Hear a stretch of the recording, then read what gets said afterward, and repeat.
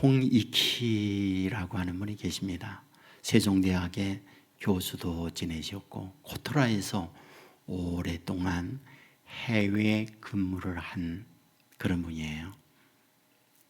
이분이 뉴욕에도 근무하고 보고타나 또는 멕시코나 마드리드나 세계 곳곳에서 코토라의 직원으로 근무하면서 다양한 지역의 사람들을 만나잖아요.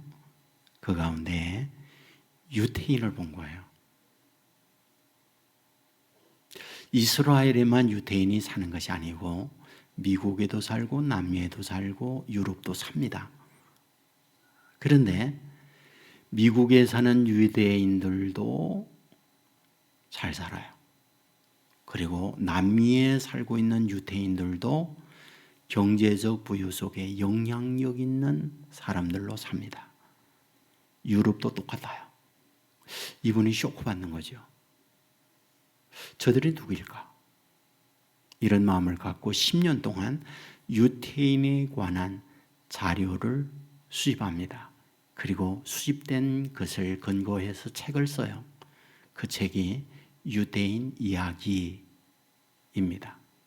여기에서 구약 성경에 또 신약 성경에 등장하고 있는 유태인들의 이야기를 많이 하고 또 성경에 나와 있지 아니한 현재의 유태인에 대한 이야기를 쓰고 있어요. 여러분들 여기에서 우선적으로 생각해 볼 수 있는 것은 세계 문명의 발상지가 있잖아요. 그 문명의 발상지 가운데 하나가 메소포타미아 문명이에요. 메소포타미아 그러면 그 뜻이 무엇인가요? 두 강 사이 이런 말이에요. 하나는 유브라데스 강, 하나는 티그리스 강. 그 사이의 문명을 메소포타미아 문명이라고 말을 합니다. 그 지역의 가장 융숭한 부흥의 도시 어디일까요? 우르입니다. 우르 그러면 어디인지 알고 있죠? 어디인지 성경에 나와 있으니까. 아브라함의 고향. 아브라함이 그곳에서 75세까지 삽니다. 어느 날 하나님께서 아브라함을 부릅니다. 너의 본토 친척 아비 집을 떠나 내가 내게 지시할 땅으로 가라. 그리하여 가나안에 오게 됩니다. 물론 이집트에 가서도 얼마간 체류하다가 하나님이 지시하는 땅 가나안에 삽니다. 그곳에서 경제적 수준은 어느 정도일까요? 아브라함을 도와서 일하는 일꾼들이 318명이었다 기록하잖아요. 상당한 경제적 수준을 이룬 사람 아브라함이었다 그 말이죠. 아브라함의 아들이 있어요. 이삭입니다. 이삭은 어땠을까요?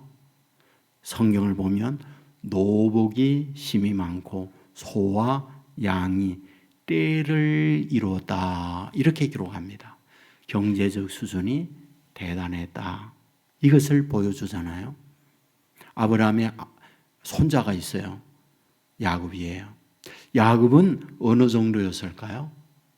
20년 동안 고향을 떠나 타지에 살다가 고향으로 돌아왔을 때 형에게 선물로 바치죠. 소와 양과 낙타 몇 마리를 형에게 선물로 줄까요? 550마리를 형에게 선물로 줍니다. 이 말은 무슨 말입니까? 상당한 당시에 재벌급에 해당하는 경제 수준에 이르렀다 이 말이잖아요. 이후에요 야곱이 이민 가죠. 이집트로요. 그곳에서 그 후손들이 400년 동안을 삽니다. 그리고 그들이 돌아올 때에 어땠을까? 여러분 출애굽기의 12장에 보면요 400년 동안 그곳에 살던 그들이 은금 패물이 많았고 소와 양이 떼를 이뤘다고 기록을 해요. 굉장히 노예 생활을 하면서도 경제적 비축을 하고 그들이 나왔다는 걸 성경은 기록합니다. 여러분, 그 이후에요, 나라가 건설되죠. 이스라엘이라고 했어요. 여러분, 이스라엘이라고 하는 나라가 여러분 우리처럼 경기도, 충청도, 전라도 이와 같이 도로 나눌 때 몇 개 도가 되죠? 12도가 되죠. 12개 도가 됩니다. 그 12개의 도 이름이 어떤 이름으로 갖게 됩니까? 야곱에게 12아들이 있었고 그 12아들의 집안의 사람들이 살고 있다 해서 그 12아들의 이름을 지명, 도 이름으로 정합니다. 다시 말하면 김용택이다. 김용택의 후손들이 살고 있는 동네를 김용택도 이렇게 정했다는 말이에요. 첫째 아들이 루벤이에요. 루벤도. 둘째 아들 시몬, 시몬도다. 그 다음에 셋째 아들 레위, 레위는 레위 지파이기 때문에 없고 네 번째 아들이 유다예요. 유다도다. 그래서 12아들의 도 이렇게 만들었어요. 그런데 나중에 어떤가요? 나라가 나눠지죠. 그리고 북쪽에 있는 그 사람들을 이스라엘이라고 하고 유다 사람들이 살고 있는 나라를 유다라는 이름을 지었어요. 그런데 북쪽에 있는 이스라엘은 아수르라고 하는 나라에 의해서 망하잖아요. 그리고 남쪽에 있는 유다, 여기는 바벨론에 의해서 망합니다. 그때 바빌론 사람들이 유다인들을 끌고 가서 그들을 말하기를 유대인들, 유대인들이라는 이름을 붙이게 됐어요. 그때부터 유태인이라는 이름이 세계인들에게 퍼져 나가게 됐던 거죠. 그곳에서 70년 동안 포로 생활합니다. 그리고 그들이 고향으로 돌아와요. 돌아올 때에 그들이 어떻게 왔느냐? 여러분 에스라에 보면요, 황금을 가지고 돌아옵니다. 여러 황금들을 말하고 있는데 딱 한 곳만 예를 들어 말씀을 드리면 에스라 8장 26절에 이렇게 기록해요. 은이 650달란트, 금이 100달란트요, 금잔이 20개라, 그 무게는 1000다리기요 그랬거든요. 그런데 여기 금이 100달란트라고 할 때에 어느 정도일까? 이것을 현재 킬로그램으로 바꾸면 3,500kg 돼, 금이. 예? 한 돈이 아니에요. 예? 1kg 한금 바 있죠, 바. 그게 지금 7,200만 원 정도 가요. 1kg 한 바가요. 그런데 이게 3,500kg이에요. 이거를 현재의 돈으로 환산을 하면은 3,300억 정도 돼요. 예? 놀라지도 않는군요. 금 100kg만 현재의 100달란트만 현재의 돈으로 환산했더니 이 정도 된다는 거예요. 어디에서? 바빌론에서 나올 때 이런 황금들을 유대인들이 가지고 왔다는 거예요. 그러니까 여기에서 말하기를 유대인들이 가는 곳에 그들의 신분이 포로가 되든 노예가 되든 이 경제 문제에 관한 한 언제나 굉장히 부유한 사람으로 살았다는 게 성경이에요. 여러분 사도행전 18장 2절에 보면 글라우도 황제 때 로마에서 유대인들을 추방하는 말씀이 있습니다. 왜 추방했느냐? 이유를 말해요. 유대인이 둘로 나눠지는데 유대교를 믿는 유대인과 예수님을 믿는 유대인으로 나눠져요. 근데 이들 간에 갈등이 있고 다툼이 있으니까 황제가 로마에서 유대인들을 다 나가라 쫓아냈어요. 문제가 뭔지 아세요? 로마 경제가 무너졌어요. 그러니까 내쫓았던 유대인들을 다시 돌아오라고 그랬어요. 호니키 교수는 이 책에서요 얘기합니다. 후에 유대인들이 에스파니아에 가서 합니다. 에스파니아는 지금의 스페인이에요. 그곳에 이들로 인하여 경제 부흥을 이루었고 그때에 소위 무적함대 해상을 장악하는 강대국이 되었다라고 얘기해요. 이 에스파냐에서 유대인들에 대하여 우대 정책에서 벗어나게 되었을 때 유대인들은 이주해요. 어디로? 네덜란드로요. 화란으로요. 화란이 부흥을 합니다. 여러분 지금에 사용하고 있는 주식회사라는 이름이요, 유대인들이 처음으로 네덜란드에서 만든 경제예요. 그것보다 영국이 유대인에 대한 우대 정책을 하니까 유대인들이 영국으로 옮겨가요. 그리하여 그곳에서 유대인들을 중심한 산업혁명을 이루었고, 그 산업혁명과 함께 해지지 않는 여러분 브레티안 대영 제국을 만들었던 거예요. 미국이 유대인들을 우대하게 되자 대거 미국으로 가요. 지금의 경제, 유대인들을 통하여 미국이 경제 부흥을 이루었다라는 것이 이 홍익희 교수가 이 책에서 말하고 있는 거죠. 그렇다면 도대체 무엇이 이 유대인들로 하여금 세계 역사가 그렇게 많이 흘러가고 있지만 어디에서나 세상이 변화되던, 시대가 변화되어지던 끊임없는 경제 장악, 그리고 그 후손들이 잘 사는 민족이 되었을까? 이분은 이 책에서 교육이라고 그래요. 교육이 유대인으로 하여금 유대인되게 했다, 그 얘기하고 있습니다. 그렇다면 어떤 교육을 하고 있을까요? 오늘 본문이 그 교육에 대한 내용을 말하고 있어요. 본문 내용이 무엇입니까? 출애굽받은 과정 속에 모세가 세상 떠납니다. 그리고 이어서 여호수아가 지도자가 돼요. 하나님께서 지도자가 된 여호수아에게 첫 번째 미션, 첫 번째 사명을 주죠. 내용이 뭡니까? 요단강을 건너가라는 거예요. 요단강이 가장 물 수위가 높을 때 모맥 추수됩니다. 밀과 보리를 추수할 때 헬몬산의 겨울에 내린 눈이 녹으면서 요단강물로 흘러내리게 될 때 요단강이 범람해요. 가장 물소위가 높고 물이 출렁거리며 흘러내리고 있을 때 강물 속에 들어가면 익사하고 떠내려가요. 죽습니다. 그런데 하나님께서 그 흐르고 있는 물 속으로 들어가라, 이렇게 말씀하는 거예요. 여러분, 그런데 하나님의 언약궤를 맨 제사장들이 그 출렁거리고 있는 물 속으로 들어갔더니 어떤 일이요? 흐르는 물이 거쳤어요.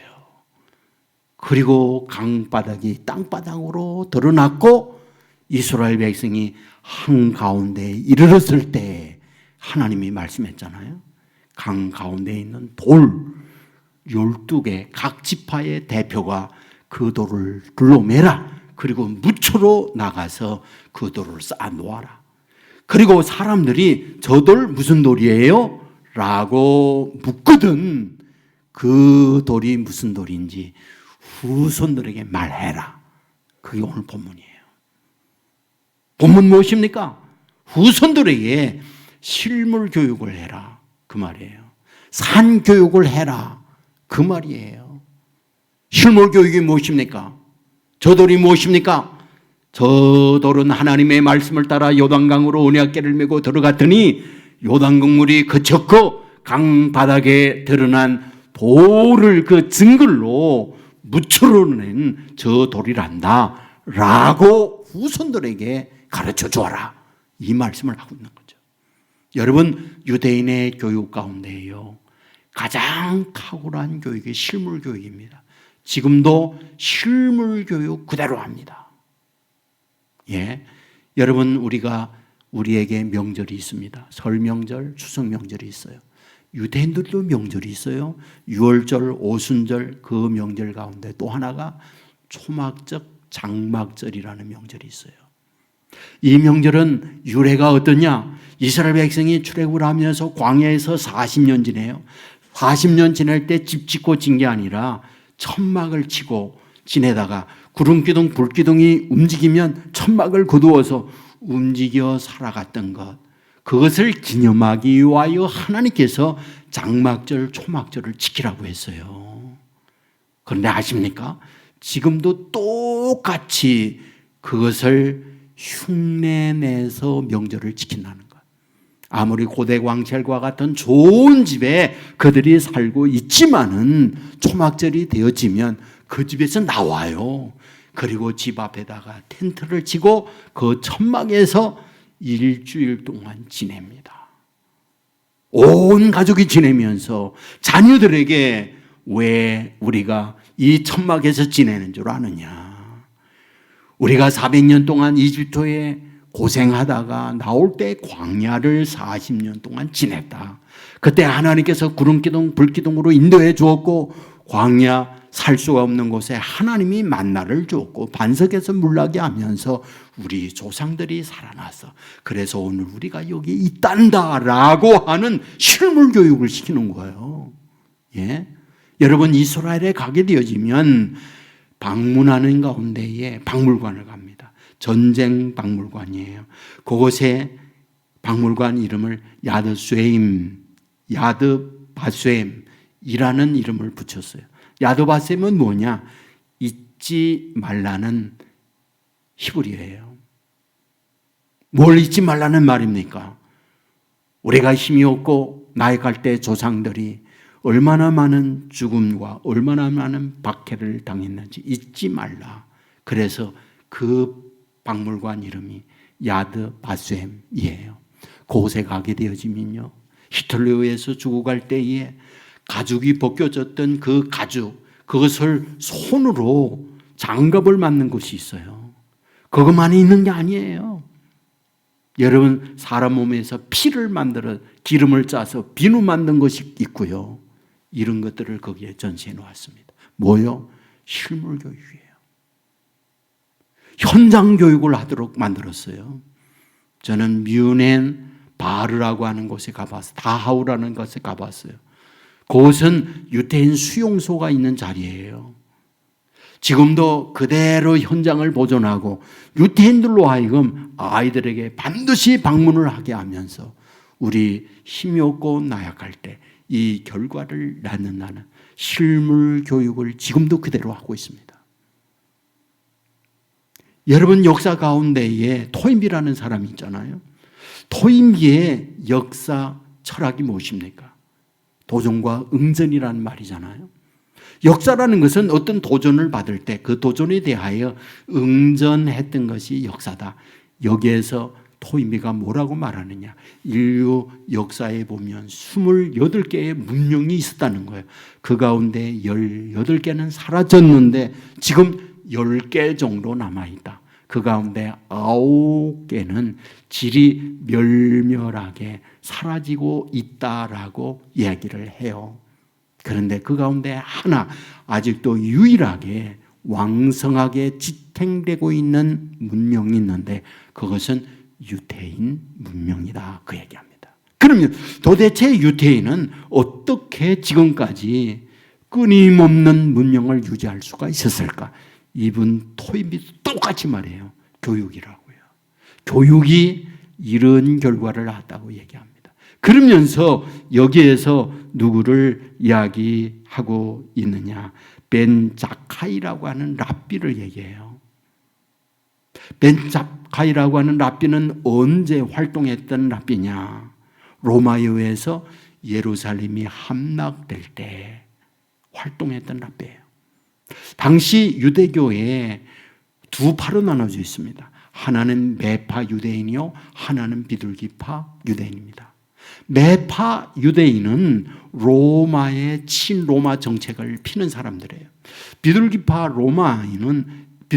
유대인은 반로마 의식을 가지고 있는 유대인들이에요. 벤 자카이 랍비는 반 비둘기파에 속해 있는 반로마 의식을 가지고 있는 랍비입니다. 근데 정세를 보니까 어때요? 로마에 버틸 수가 없어요. 망하는 건 분명해요. 그는 고민합니다. 어떻게 해야 될까? 그는 소문을 냅니다. 지금 벤 자카이는 중병이 걸렸다. 사람들이 문명하여 살 가망이 없다. 소문을 내요. 그러다가 얼마 안 있다가 벤 자카이는 죽었다. 소문을 냅니다. 장사를 지내게 되죠. 관에 벤 자카이가 들어누웠어요. 그리고 위장을 하고 이 예루살렘에서 밖으로 나가게 됩니다. 죽은 시신을 예루살렘 성 안에 장례 치를 수가 없어요. 성 밖으로 나가야만 장례를 치릅니다. 여러 우여곡절 끝에 밖으로 나가서 포위하고 있는 로마 군 사령관을 이분이 만납니다. 이렇게 얘기합니다. 장군님은 앞으로 로마의 황제가 될 뿐입니다. 장군은 이 말을 듣고 좋지만은 황제가 눈시퍼하게 살아있는데 자기에게 황제가 될 수 있다니 역적이 되는 거잖아요. 대노하죠. 감히 황제께서 살아있는데 나에게 황제가 될 수 있다는 말이 무슨 말이요? 그런데 로마에서 온 장수가, 로마에서 온 사신이 이 장수에게 이야기해요. 황제가 세상 떠났습니다. 그리고 원로해서 당신에게 황제로 추대했습니다. 그 얘기를 하는 거예요. 깜짝 놀라죠. 이 장군은 그 랍비에게 당신이 어떻게 그런 걸 아오? 그러면서 묻습니다. 나에게 원하는 소원이 무엇이오? 벤자카의 랍비는 그 장군에게 로마 성문을 열어드리겠습니다. 그 대신에 한 가지 소원이 있습니다. 야부비라고 하는 곳에 조그마한 학교 하나만 지어주십시오. 그리고 그 학교를 헐어버리지 말아 주십시오. 그 얘기를 해요. 이 장군은 바로 이 벤자카이의 소원대로 여기 학교 하나를 지었습니다. 그 학교가 어떤 학교? 토라를 공부하는 학교예요. 다시 말씀드리면 하나님의 말씀을 교육하는 학교 하나를 세워준 거예요. 여러분, 여기에서 우리에게 뭘 보여주고 있습니까? 뭘 보여줘요? 교육에 관한 한 나라가 망하더라도 목숨을 걸고 붙들려고 했던 것, 이게 유대인의 교육이었다, 그 말이에요. 지금 유대인이 전 세계에 1600만 명 정도 있다고 합니다. 1600만 명이면 어느 정도인 줄 아세요? 여러분, 인천의 인구가 300만이고요. 경기도 인구가 1300 몇십만이에요. 두 곳을 합하면 1600만 명이 좀 넘습니다. 전 세계에 있는 유대인들이요, 인천과 경기도에 살고 있는 인구보다도 더 적은 인구가 살고 있다는 거예요. 그런데도 어떻습니까? 경제, 문화, 과학 여러 분야에 있어서요, 유대인만큼 탁월한 민족이 지금 없다는 거 아시잖아요? 노벨상의 3분의 1이 유대인들이 다 받았어요. 그리고 세계 경제 유대인들이 지금도 찾고 있다고 하는 거 부인할 수가 없어요. 그렇다면 무엇이 이러한 결과를 낳고 있느냐? 교육이라는 거예요. 교육이요. 어떤 교육이요? 잘 보세요. 여러분, 185개국의 나라 사람들을요, IQ 검사를 했어요. 두뇌 검사를 한 거죠. 제1, 두뇌가 높은 나라, 여러분, 세계 제일 IQ가 높은 나라는요, 홍콩과 싱가포르였어요. 두 번째가 한국이었어요. 세 번째가 일본과 중국이었어요. 그러면 이스라엘, 유대인은 어느 정도였을까? 15번째였어요. 그러니까 한국의 IQ보다 유대인들의 IQ가 한참 떨어지는 거죠. 그럼에도 불구하고 어떻게 세계에 이런 인물들이 유대인에게서 나오느냐라는 거예요. 교육의 내용이에요.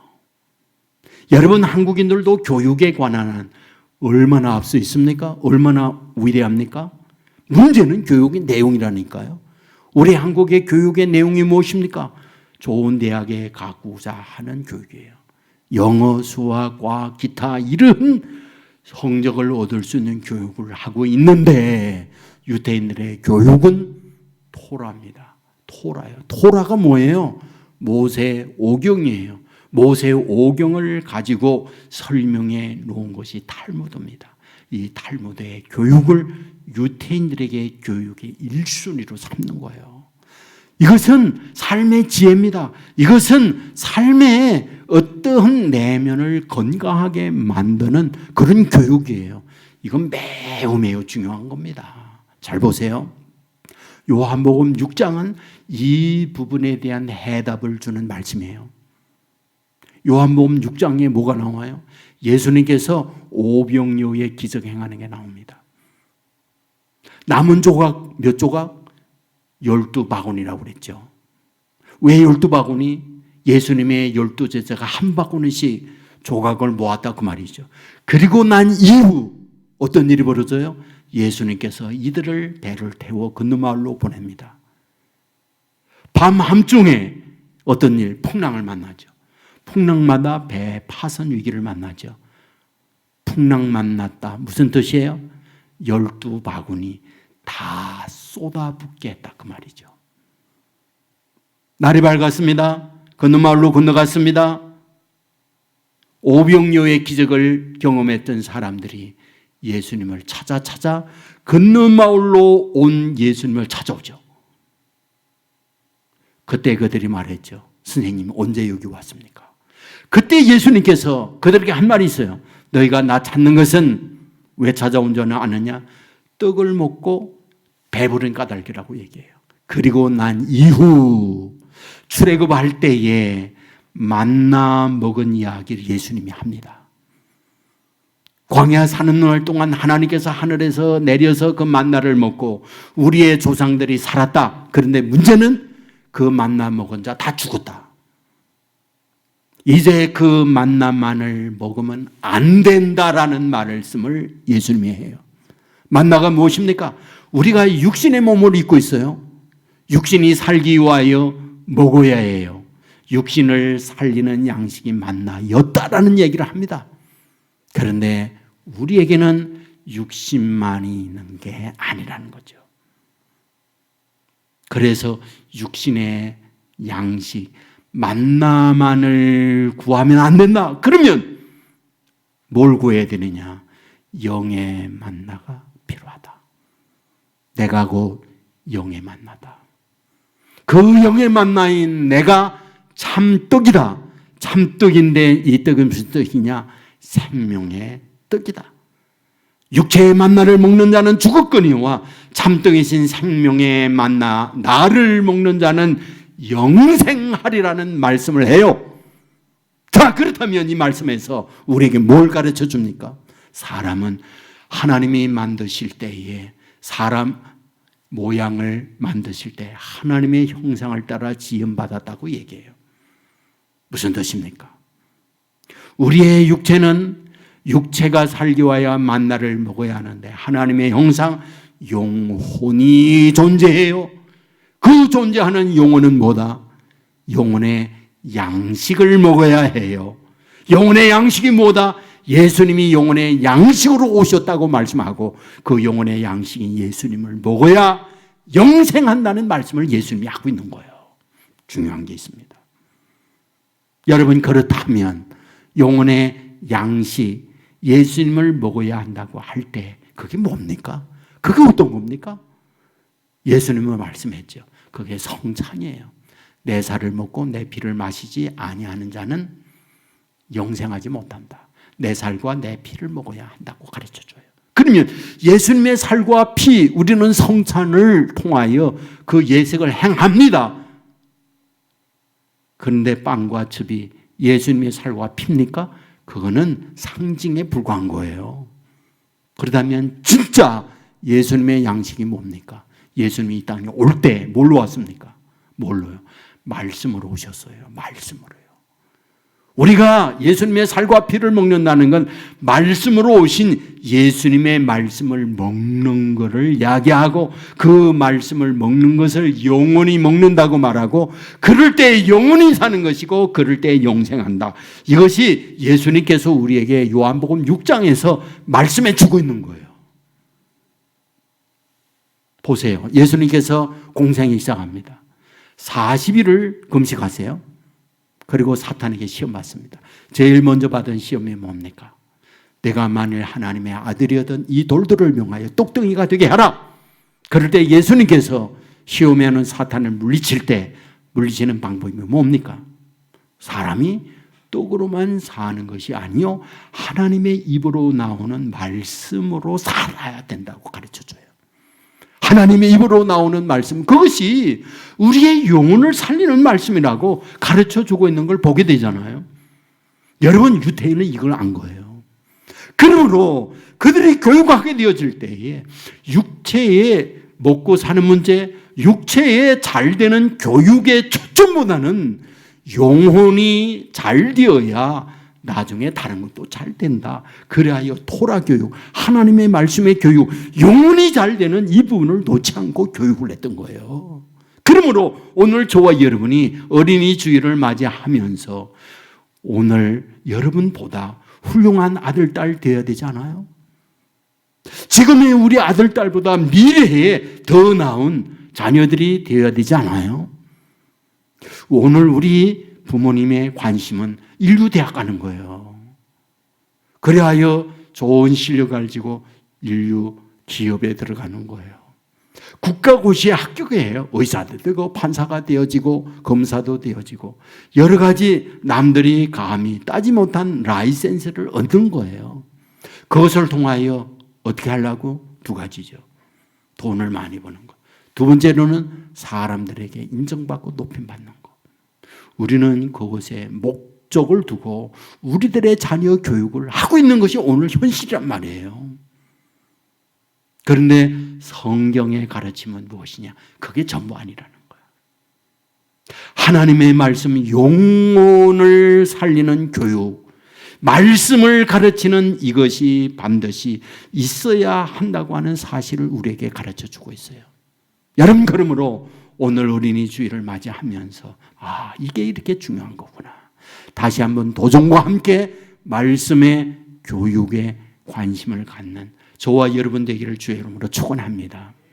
그런데 오늘 본문에서 매우 중요한 사실을 가르쳐 줍니다. 그게 뭔지 아세요? 자, 하나님께서 여호수아에게 말해요. 범람한 요단 강물로 들어서라. 그게 하나님의 말씀이에요. 그런데 그 말씀을 순종하려고 하니까 현실은 뭐예요? 강물이 출렁거리면서 흘러가요. 말씀을 순종하고 가야 하는데 현실은 뭐예요? 강물이 출렁거리고 흘러가면서 가로막고 있어요. 강물이 들어가면 어떻습니까? 죽어요. 익사합니다. 떠내려가요. 살지 못해요. 근데 말씀은 뭐라고 그래요? 강물로 들어가라는 거예요. 잘 보세요. 내 갖고 있는 내 상식과 내 생각이 있어요. 하나님이 주시는 말씀과 내 갖고 있는 생각과 충돌이 일어나다 그 말이에요. 우리의 상식이 있습니다. 우리의 생각이 있습니다. 근데 하나님께서 우리에게 주시는 말씀은 그 상식과 맞지 않는 경우들이 많아요. 나의 상식, 나의 생각을 우선할 것인가? 상식과 내 생각과 다르지만은 하나님의 주시는 말씀을 순종하고 가야 할 것인가? 본문은 이걸 말해주고 있다는 거예요. 내 생각과 다르지만은 하나님의 말씀에 의하여 물속으로 들어갔더니 뭐다? 말씀의 능력이 나타나고 있더라. 돌을 보면서 누구에게 자녀들에게 그걸 가르쳐 줘라. 그 말씀이라는 거예요. 여러분, 성경은 이 사실을 정말 도배하고 있잖아요. 여러분, 요단강만 건너간 걸로 끝나지 않아요. 두 번째 미션이 있습니다. 여리고 함락하는 방법을 여호수아에게 말해줘요. 방법이 뭐예요? 하루에 한 바퀴씩 여세를 돌아라. 그리고 7일째는 7바퀴를 돌고 그때 함성을 찔러라. 그러면 여리고성 무너져 내려. 이것이 하나님께서 두 번째 여호수아에게 준 미션이에요. 이거 똑같지 않나요? 여리고성이 무너지려면 다이너마이트를 줘야 되죠. 여리고성 무너지려면 포크레인을 줘야 되죠. 중장비를 줘야 되죠. 근데 하나님께서 주시는 말씀은 그냥 도는 거예요. 7째 날 7바퀴 돌고 소리 지르는 거예요. 말이나 됩니까? 하나님의 준 하나님의 말씀은 우리의 상식, 우리의 어떤 이성적 판단과 도저히 납득할 수 없는 말씀을 주는 거예요. 그런데 여호수아 이스라엘 백성은 그 말씀을 실행하는 거예요. 그 말씀을 순종하는 거예요. 그때 여리고성이 무너져 내린 거잖아요. 여러분, 나만 장군도 똑같습니다. 한센병이 걸렸어요. 당시 강대기옥이었던 아람의 의사 총동원했지만 고치지 못했습니다. 그런데 나만 장군 집에서 일하는 요종 하나, 어린아이가 있었죠. 이스라엘에서 잡아온 여자아이였어요. 그 아이가 주인 나만에게 말합니다. 우리나라에는 엘리사라는 선지자가 있는데 못할 것이 없는 능력자입니다. 그래서 나만 장군이 자기 밑에 있는 종들을 거느리고 많은 황금을 마차에 싣고 가잖아요. 엘리사가 나만 장군에게 어떻게 하나요? 나와 보지도 않았어요. 종을 시켜서 뭐라고 말합니까? 요단강물에 가서 7번 몸을 씻고 가시오, 그 말이에요. 이렇게 자기에 대하여 푸대접하는 엘리사를 보면서 분노하죠. 내 나라의 요단강과 비교할 수 없는 큰 강과 맑은 좋은 강 너무 많다. 가자! 얘기했어요. 그때에 따라왔던 종들이 장군에게 말하죠. 미치야 본전이니 한번 해보고 갑시다. 여기까지 왔는데 한번 해보고 갑시다. 나만 장군이 못 이기는 척하고 요단강물에 7번 들어갔다 나왔다 했더니 어떤 일? 어린아이 피부보다 더 깨끗하게 치료받는 역사가 나타나고 있다고 기록하고 있잖아요. 무슨 얘기입니까? 하나님께서 주시는 말씀을 보면 나의 상식과 나의 이성과 나의 생각에 따라갈 수 없는, 용납할 수 없는, 받아들일 수 없는 이런 일 많다니까요. 그런데 그 말씀을 실행했더니, 그 말씀을 믿고 발걸음을 내디뎠더니 기적이 나타나고 있다. 이것을 보여주고 있는 말씀이잖아요.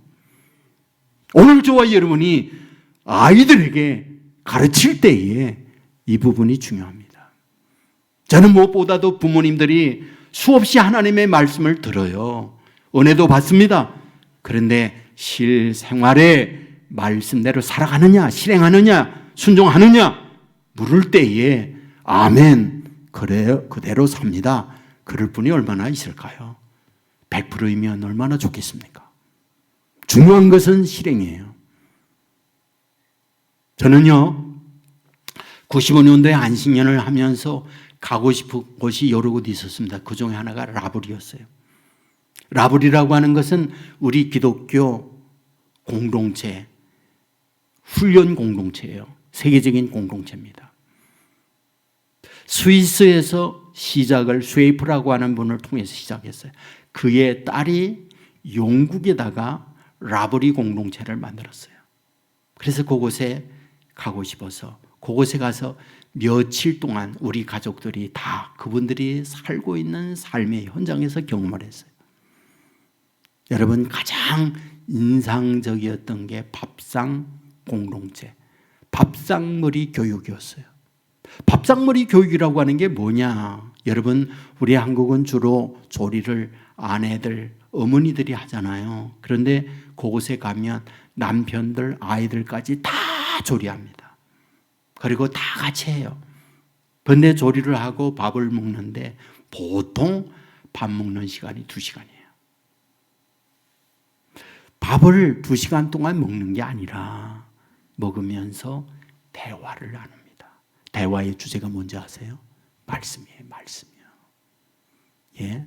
저는 실제 유대인들 사는 가정에 방문을 했는데 유대인들이 정말 라브리 공동체에 하는 것처럼 어쩌면 라브리 공동체가 유대인들이 사는 모습을 보면서 그들이 유대인의 밥상 공동체, 밥상머리 교육을 받아들였는지도 몰라요.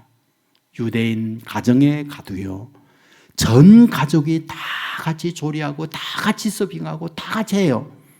그리고 밥상에서 나눠요. 나누는 주제가 뭐냐? 말씀이었어요. 말씀이요.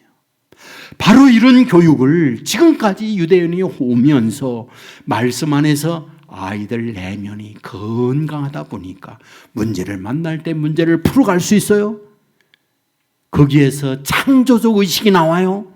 그러다 보니 세계 어디에 가나 인정받는 유대인들이 될 수 있었구나 하는 것을 느끼게 됩니다. 사랑하는 여러분, 우리들의 아이들을 어떻게 키우기를 원합니까? 교회가 하트프레임을 하고 있는데 하트프레임은 성경의 내용을 배우기보다 우리의 마음의 프레임, 마음의 틀을 성경적으로 어떻게 바꾸어 낼 것인가, 이것에 타겟, 목표를 두고 있습니다. 여러분 무슨 말을 듣잖아요.